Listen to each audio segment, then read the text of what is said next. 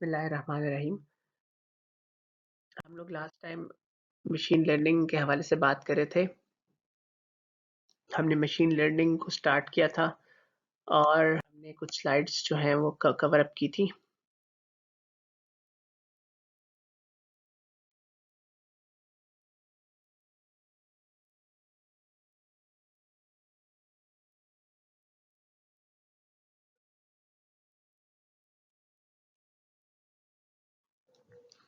हमने supervise learning को cover up किया था, देन अनसुपरवाइज्ड को, और इन्फोर्समेंट पे हमने कुछ ज़्यादा बात नहीं की थी, जस्ट हमने इसको इंट्रोड्यूस किया था।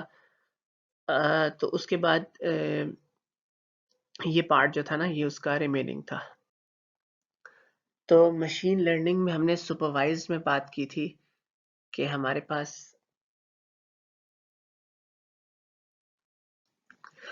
हमने सुपरवाइज लर्निंग में बात की थी कि सुपरवाइज लर्निंग में हमारे पास जो है वो टू टाइप्स ऑफ वर्क्स होते हैं जो कि हम करते हैं, टू टाइप्स ऑफ टास्क होते हैं जो हम परफॉर्म करते हैं। द फर्स्ट वन हमने कहा था क्लासिफिकेशन टास्क है, द सेकंड वन हमने जिक्र किया था रिग्रेशन टास्क है। उसी की तरह हमने जो बात की थी अनसुपरवाइज लर्निंग में, उसमें हमने बात की थी कि अनसुपरवाइज लर्निंग में जो हमने गोल है ना, जिस तरह से हमारे पास क्लासिफिकेशन और रिग्रेशन का टास्क परफॉर्म करते हैं, तो वो जो गोल यहाँ भी अचीव होता है अनसुपरवाइज लर्निंग में, वो जो क्लासिफिकेशन टास्क है वो परफॉर्म होता है क्लस्टरिंग के थ्रू, और रिग्रेशन टास्क परफॉर्म होता है एसोसिएशन के थ्रू।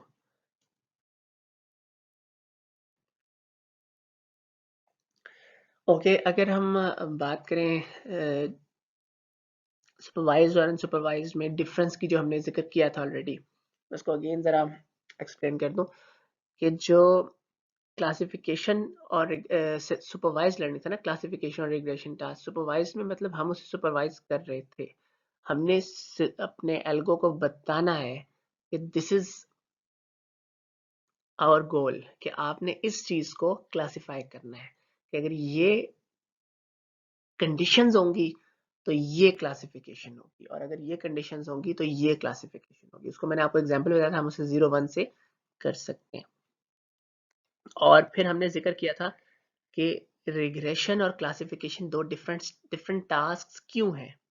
वो डिफरेंट टास्क इसलिए हैं कि क्लासिफिकेशन में हमारे पास जो आउटपुट गोल है वो दो है। सपोज कोई डाटा है जिसकी बेस पे हमने डिसाइड करना है कि डिजीज है या नहीं है, दिस इज क्लासिफिकेशन।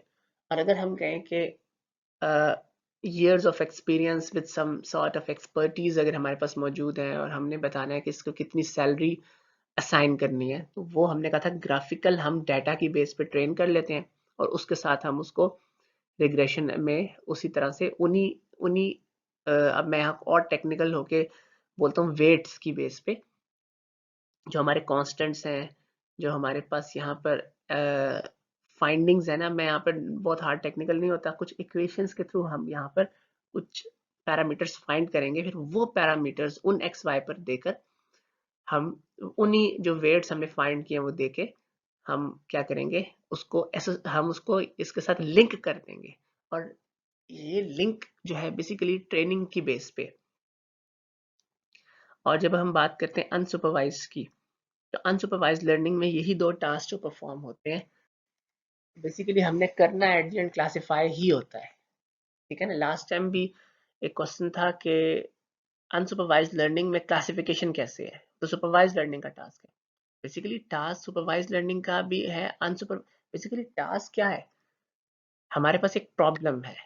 अब ब्रॉड फॉर्म में देखें कि हमारे पास एक प्रॉब्लम है, अगर तो अब मैं इसको और ज़रा एक्सप्लेन करता हूँ। देखें, हमें अनसुपरवाइज्ड लर्निंग करने का शौक नहीं होता, हमें बेहतर, तो हम यही चाहते हैं कि सुपरवाइज्ड लर्निंग हो सके प्रॉब्लम। ठीक है ना, हम बेसिकली चाहते ये नहीं है कि अनसुपरवाइज्ड लर्निंग टास्क को, हम चाहते ये हैं, क्योंकि ये बातें पहले रह गई थी तो मैंने कहा उनको जरा मजीद कवर अप कर लूँ। देखिए, हम चाहेंगे कि हमारे पास तो एक गोल होगा ना, प्रॉब्लम होगा जिसका हमने सोल्यूशन देना है through machine learning. Either problem हमारे पास इमेज का प्रॉब्लम हो सकता है, आइदर वो किसी डोमेन का प्रॉब्लम हो सकता है, आइदर वो बिग डाटा का, डाटा साइंस का प्रॉब्लम हो सकता है। तो हमारे पास जो प्रॉब्लम होगा वो ये होगा कि हमने कोई क्लासिफिकेशन देनी होगी या हमने उसका सोल्यूशन देना है। अब वो प्रॉब्लम जो है वो अगर तो क्लासिफिकेशन प्रॉब्लम है तो हम कोशिश करेंगे कि हमारे पास जो जो डाटा है ना जिसकी बेस पर हमने उसको ट्रेन करना है अपने एल्गो को, वो डाटा लेबल हो सकता है कि नहीं हो सकता। अगर तो वो लेबल हो सकता है तो हम उसे लेबल करेंगे। लेकिन आप लोग अगर कोई प्रैक्टिकल को प्रॉब्लम करेंगे ना, कोई प्रोजेक्ट करेंगे, तो आपको लेबल डाटा मिल जाएगा, ऑनलाइन भी अवेलेबल होते हैं। तो हमने यहाँ क्या करना है, हमने पहले चेक करना है कि हमारे पास हम उसे लेबल हमें लेबल अवेलेबल है कि नहीं है, और अगर नहीं है तो हम उसे लेबल कर सकते हैं कि नहीं कर सकते। ऑब्वियसली सुपरवाइज लर्निंग की जो आउटपुट है ना, जो एक्यूरेसी है, वो ज्यादा है अनसुपरवाइज से। Unsupervised is a blind, supervised problem is not a blind problem. उसे हमने सुपरवाइज किया है, हमने उसे सुपरवाइज्ड फॉर्म में ट्रेन किया है। तो अनसुपरवाइज्ड जो बेसिकली है ना, वो अनसुपरवाइज्ड लर्निंग टास्क जो है बेसिकली ये ब्लाइंड प्रॉब्लम है। तो हमने सुपरवाइज्ड लर्निंग में बेसिकली हमने प्रॉब्लम को सुपरवाइज्ड लर्निंग प्रॉब्लम बनाना है, क्योंकि हम सुपरवाइज लर्निंग प्रॉब्लम बनाएंगे तो उसकी एक्यूरेसी ज्यादा होगी ऑटोमेटिकली। जब हम उसको सुपरवाइज कर देंगे तो एक ब्लाइंड प्रॉब्लम नहीं रहेगा। लेकिन कुछ केसेस ऐसे होते हैं कि हम उसमें सुपरवाइज लर्निंग नहीं कर सकते, मतलब प्रॉब्लम में हम जो डाटा है उसको लेबलिंग नहीं कर सकते। जब हम लेबलिंग नहीं कर सकते तो that will be an unsupervised learning task, एक अनसुपरवाइज लर्निंग टास्क हो जाएगा। मतलब वो ऑटोमेटिकली उसी में फॉल करेगा, फिर हम उस पर अनसुपरवाइज की टेक्निक लगाएंगे। मीन्स कि हम डाटा को लेबल नहीं कर पाए। और कभी कभार ऐसा होता है कि हम कुछ डाटा लेबल कर सकते हैं, कुछ नहीं, तो वो सेमी सुपरवाइज लर्निंग में आएगा। और इसको हम नेक्स्ट जो लेक्चर आपकी जो होगी फाइल उसमें डिस्कस करने जा रहे हैं कि कुछ जो स्ट्रेटेजीज हैं वो क्या क्या हो सकती हैं। तो वो भी हम इसमें कवर अप अब नेक्स्ट फाइल में इंशाल्लाह करेंगे। सो सुपरवाइज्ड और अनसुपरवाइज्ड की बात हो गई। अब अनसुपरवाइज्ड में हमने बेसिकली अगर क्लासिफिकेशन टास्क परफॉर्म करना है, हम ब्लाइंड उसको जो है ना, ब्लाइंडली हम उसको क्या करेंगे, ऐसा क्लस्टर फॉर्म में बना लेंगे। क्लस्टरिंग टेक्निक्स हैं बहुत सारी, हम क्लस्टर्स बना लेंगे। हमें नहीं पता कि किस तरह से हमें क्लासिफाई करना है, तो जो जो क्लस्टर्स होंगे ना वो बेसिकली हमारे पास क्लासिफिकेशंस होंगी। कि जो एक डाटा का क्लस्टर बन गया उसे एक क्लासिफिकेशन दे देंगे, दूसरा हो गया उसे दूसरी दे देंगे, क्योंकि देखिए सिस्टम डजंट नो कि क्लासिफिकेशन क्या है। अगर हम कहते हैं ना डिजीज है या डिजीज नहीं है, डिजीज है उसको हम वन क्लासिफिकेशन कर देते हैं, और जो ट्रेनिंग में, और जो डिजीज नहीं है उसे हम जीरो कर देते हैं। सॉफ्टवेयर को, सिस्टम को तो नहीं पता कि दिस क्लासिफिकेशन डिजीज और नॉट। तो सेम सेम द केस कि हम अनसुपरवाइज्ड लर्निंग में भी दो क्लासेस बना देंगे, और एक क्लस्टर को हम कह देंगे दिस वन एंड दूसरे क्लासेस को दैट वन। और दूसरा उसमें एसोसिएशन होता है, जो रिग्रेशन टास्क होता है। बेसिकली रिग्रेशन टास्क जो है ना वो इतने ज़्यादा नहीं होते, कम होते हैं।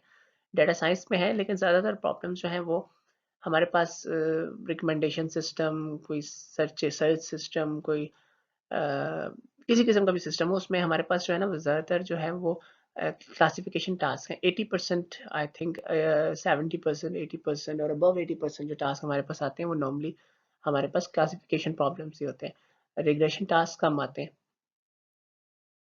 तो रिग्रेशन के जो कॉरस्पॉन्डिंग जो अनसुपरवाइज्ड है वो बेसिकली हमारे पास एसोसिएशन है, और मे भी हम उसका कोई एल्गो यहाँ जिक्र करें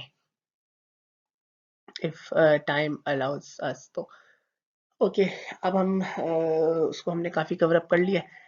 तो अब हम जो है वो बेसिकली इसको थोड़ा इसकी जो और जो टेक्निकलिटीज़ हैं, जो कि इसको कहते हैं एक्सपेरिमेंटेशंस, जब हम कुछ करते हैं तो उसमें कुछ ऐसी टेक्निकलिटीज़ हैं उसको यहाँ डिस्कस करेंगे अगली कुछ स्लाइड्स में।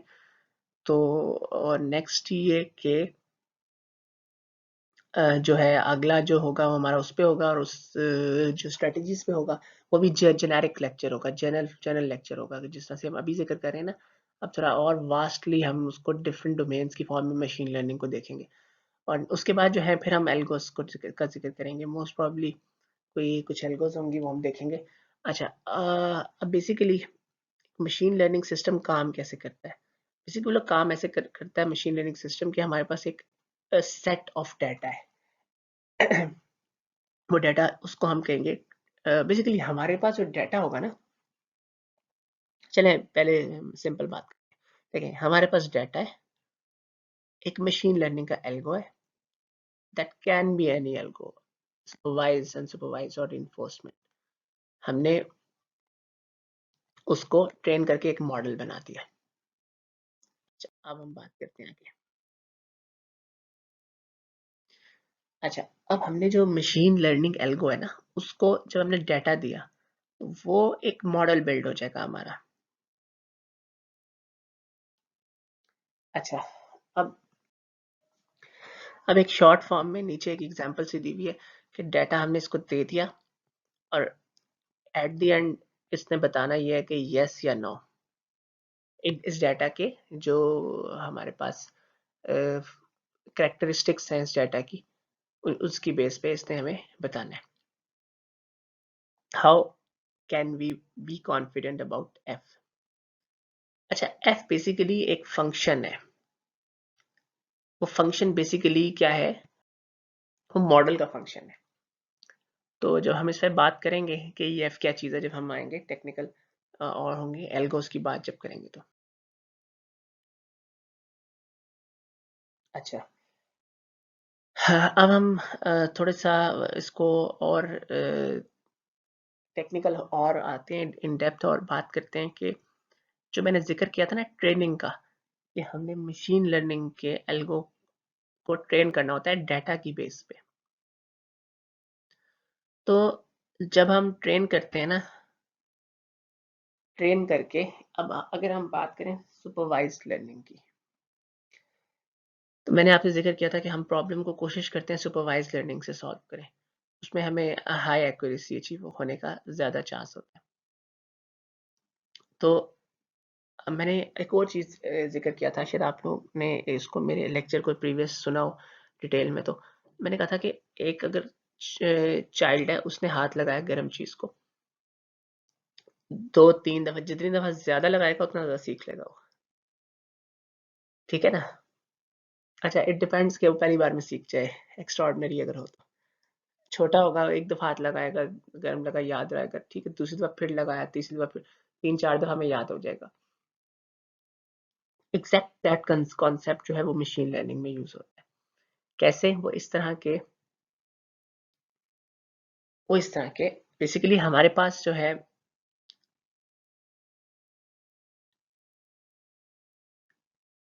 जब हम एल्गो को डाटा देते हैं तो उसके बाद हम उसको ट्रेन करने के बाद उससे एक प्रिडिक्शन लेते हैं।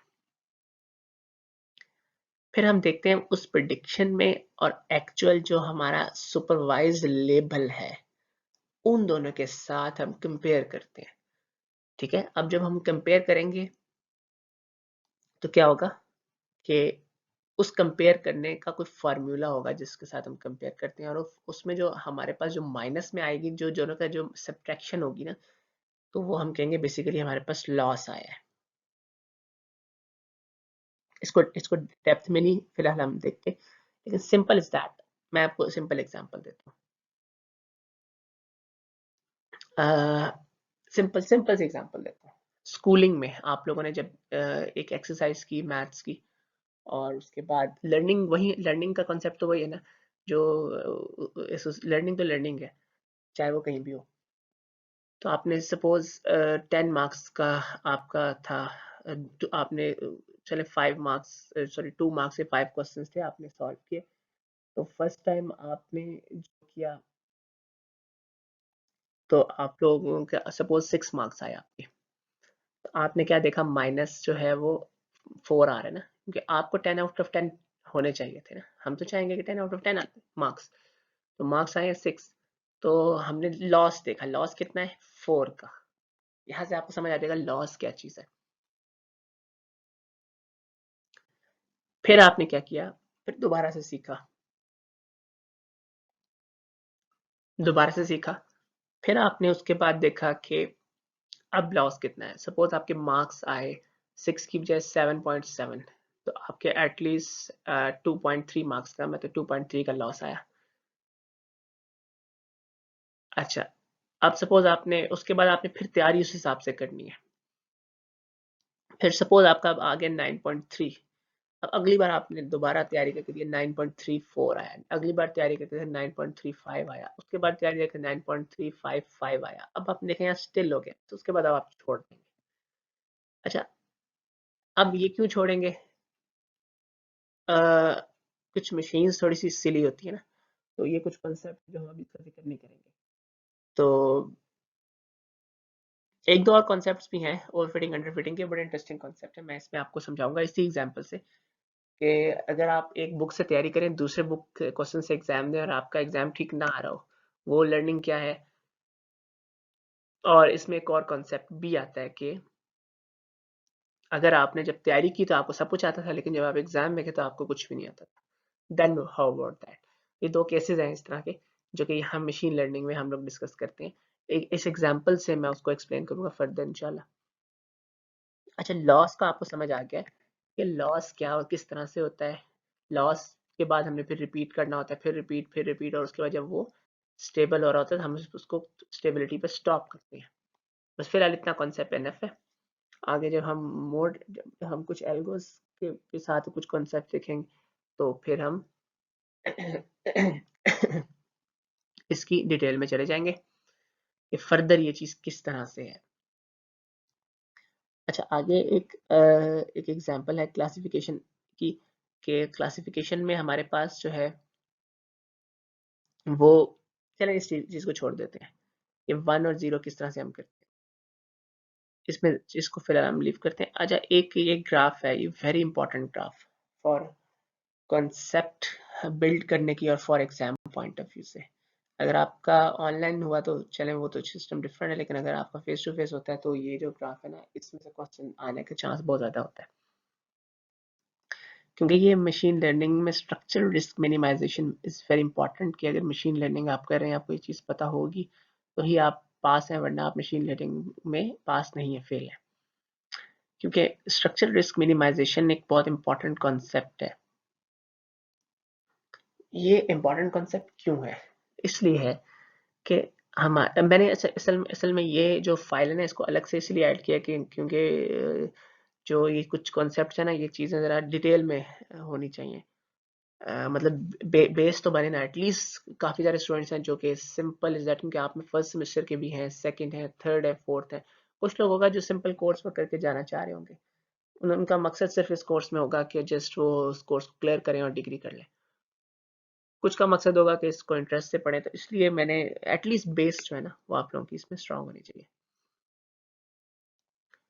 अच्छा, अब मशीन लर्निंग में हमारे पास जो है ना एक बैलेंस रिक्वायर होता है।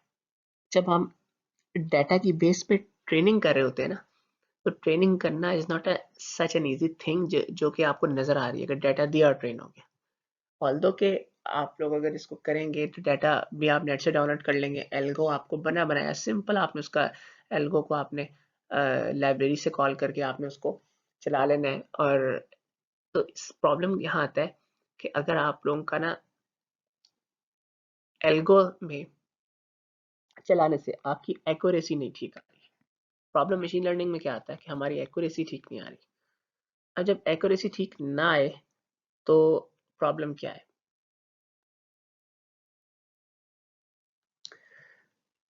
तो जब हमारे पास डाटा की बेस पे जो एल्गो को हमने ट्रेन किया ना, और हमारी जब एक्यूरेसी नहीं आ रही, या एक्यूरेसी उस वक्त आ रही है लेकिन जब हम उसे टेस्ट कर रहे हैं तो तब नहीं आ रही, तो क्या प्रॉब्लम है? यही जो मैंने लास्ट स्लाइड में कुछ जिक्र किया कि मैं फ्यूचर में इस चीज़ों को एग्जांपल से एक्सप्लेन करूंगा, वो पूरा एक लेक्चर उस पर होगा मोस्ट प्रॉब्ली इंशाल्लाह।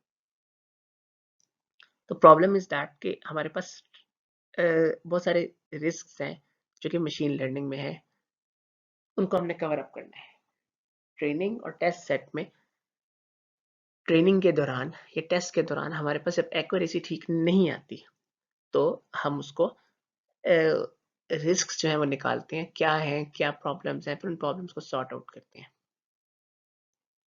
थोड़ा सा इस ग्राफ में आ जाते हैं जनरल वे में, नॉन बहुत टेक्निकल नहीं होते लेकिन जनरल जिक्र करते हैं। देखें, एक तरफ हम देखें हमारे पास वेरिएंस इस साइड पे लो है।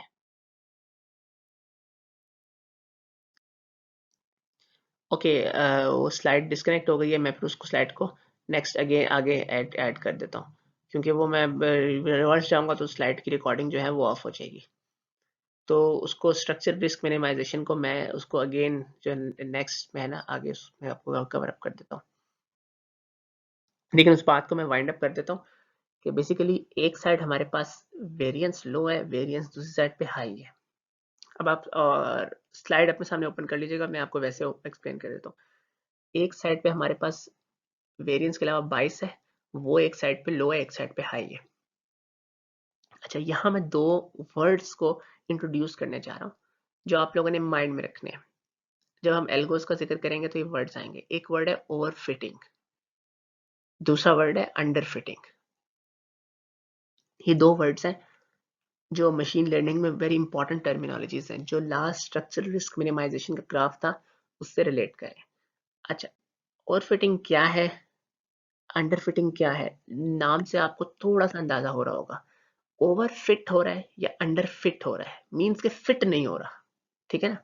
ग्राफ्स की दो पीक थी ना अभी, जो आपके सामने ओपन होगा, आप लोग ने कर लिया होगा। एक में वेरिएंस ज्यादा हो रही है तो मतलब हमारे पास 22 वेरिएंस का जो ट्रेड ऑफ है ना, उसमें 22 ज्यादा है तो वेरिएंस कम है, 22 कम है तो वेरिएंस ज्यादा है। दोनों पीक्स हैं, एक पीक पे अंडर फिटिंग है, एक पीक पे ओवर फिटिंग है। मैं जब इस पे आऊंगा ना ओवर फिटिंग अंडर फिटिंग पे, तो ये बता दूंगा, इसको एक्सप्लेन डिटेल में करूंगा, लेकिन जरा उसमें जरा डाटा भी मोर होगा, स्लाइड में ऐड तो ज्यादा चीज अच्छी समझ आ जाएगी। तो हमारे पास दो पीक्स हैं, दोनों पीक्स में हमारे पास एक्यूरेसी नहीं आती।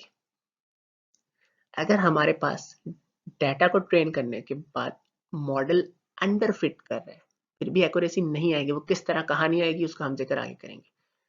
अगर हमारे डाटा से मॉडल को ट्रेन करने से मॉडल ओवर फिट हो रहा है तो फिर भी हमारे पास एक्यूरेसी नहीं आएगी अप टू द मार्क।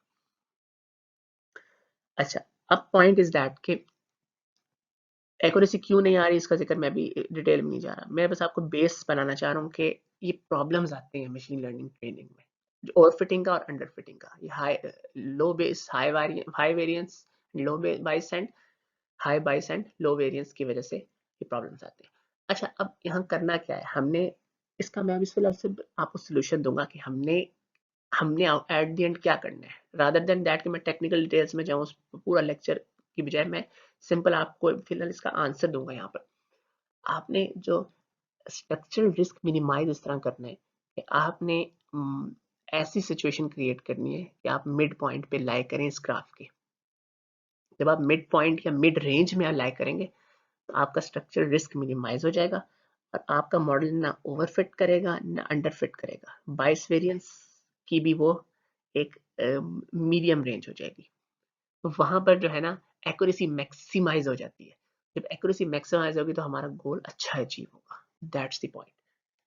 इस पर हम जिक्र करेंगे, करते रहेंगे, क्योंकि ये मशीन लर्निंग में ये चीज चलती है और इस चीज की बेस पे बहुत ये बेसिकली बहुत बड़ा प्रॉब्लम है जो आता है और सॉल्व करने में बहुत सारे तरीके हैं इसके।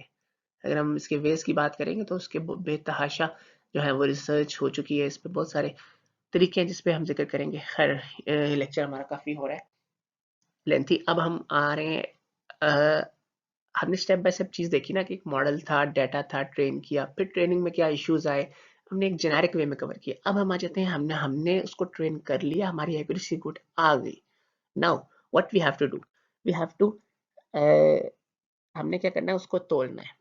हमने कोई एवेल्युएशन मीट्रिक लेना है। वो मीट्रिक किस तरह यूज करते हैं, कैसे यूज करते हैं, कौन सा यूज करते हैं। यहाँ कुछ मेट्रिक्स के नाम लिखे हैं, accuracy, precision, sensitivity, recall, specificity. इसके अलावा भी हैं डाइस स्कोर, और इसके अलावा बहुत सारे हैं, जैकार्ड, और भी बहुत सारे नाम है। Basically that are formulas. अब हमने करना क्या, उसको हमने किसी वे में तोलना है। तो उसको तोलने के बाद हमने क्या करना है, आप उसकी परसेंटेज निकाल के सामने शो कर देनी है। अब क्वेश्चन इज दैट कि आप लोग just a minute, हाँ जी, आप लोग एक्यूरेसी यूज करेंगे या सेंसिटिविटी यूज करेंगे, दैट डिपेंड्स कि पिछले जो उस तरह की रिसर्चेस में क्या यूज हुआ है, तो आपने वही यूज करना है जो पहले यूज हुआ है। अब नेक्स्ट ये कि अगर पहले प्रिसिजन यूज हुआ है तो आपने प्रिसिजन यूज करना है, क्योंकि आपने क्या करना होगा, अपनी एक्यूरेसी किसी की एक्यूरेसी से कंपेयर करनी है। जब आप कंपेयर, क्योंकि अब आप लोग रिसर्च का सब्जेक्ट या पढ़ रहे होंगे या पढ़ चुके होंगे, तो आप लोगों ने देखा होगा कि हमें कुछ इम्प्रूवमेंट चाहिए होती है अगर हमें रिसर्च काउंट करवाना है।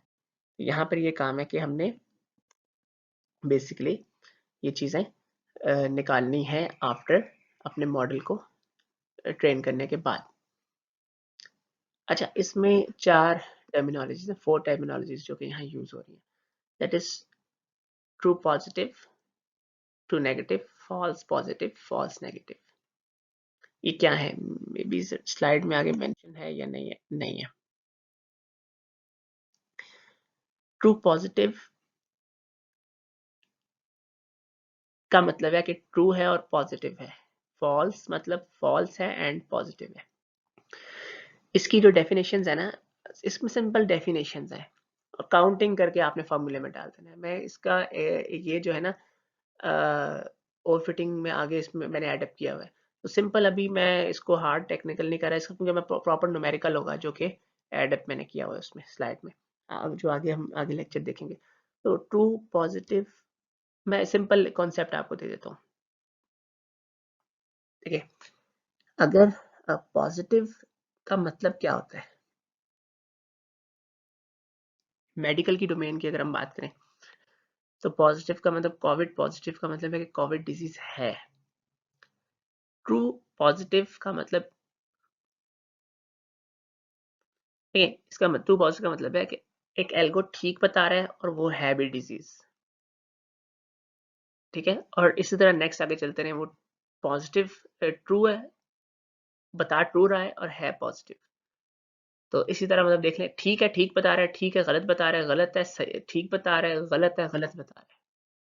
ठीक है, ये 4 है। इसकी मैं खैर डेफिनेशन ऐड कर दूंगा, तो वो आपको न्यूमेरिकल सी चीज़ है, मैथमेटिकल ज़्यादा अच्छा एक्सप्लेन हो जाएगा। तो हमने ऑलमोस्ट मशीन लर्निंग की जो बेसिक्स है ना, एक सिस्टम को कवर किया है। अब जब एल्गो पे आएगा तो आप लोगों को पता होगा कि हमने बस एल्गो को स्टडी करने है, आगे उसमें ट्रेनिंग का क्या सिलसिला है, उसमें ट्रेनिंग किस तरह से होती है, आगे एक्यूरेसी किस तरह निकालनी, कोई न्यूमेरिकल होगा तो आप लोग उसमें से कर लेंगे। तो आगे हम स्ट्रेटजीज पे आएंगे नेक्स्ट, और फिर आगे एल्गो पे। Thank you so much.